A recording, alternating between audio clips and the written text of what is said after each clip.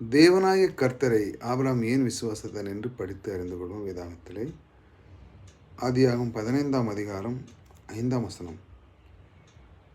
அவர் அவனை வெளியே அழைத்து, நீ வானத்தை அண்ணாந்து பார், நட்சத்திரங்களை என்னால் உன்னாலே கூடுமானால் அவைகளை எண்ணு என்று சொல்லி, பின்பு அவனை நோக்கி, உன் சன்னதி இவ்வண்ணமாய் இருக்கும் என்றார்.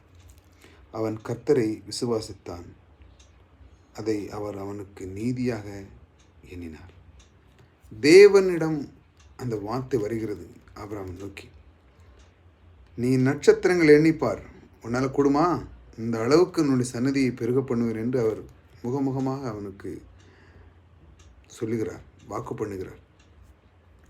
ஏனென்றால் இவனுக்கு நல்லாவே தெரியும் இந்த கர்த்தரை பற்றி. ஏன்னா எல்லா காரியங்களும் அவனை ஆதி முதல் கொண்டு அவனை நடத்தி வருகிற தேவன் இன்னும் இதே போல செய்வார் என்று முழு மனதோடு அவன் விசுவாசித்தான். அந்த விசுவாசம்தான் கர்த்தர் அவனுக்கு நீதியாக எண்ணினார். இந்த மாதிரி நீங்கள் இந்த பைபிளுடைய எல்லா சார அம்சத்தினுடைய அந்த வாக்கு தத்துவத்தை நீங்கள் முழு மனதோடு எண்ணும் பொழுது அது நீதியாக எண்ணப்பட்டு உங்களுடைய வாழ்க்கையில் நிச்சயமாக நடக்கும். ஆனால் இப்பொழுது அது இல்லை. அவன் கர்த்தர் சொல்லியிருக்கிறார், அப்பொழுது அந்த சன்னதி அவனுக்கு குழந்தையே இல்லை, ஆனால் அவர் வாக்கு பண்ணியிருக்கிறார்.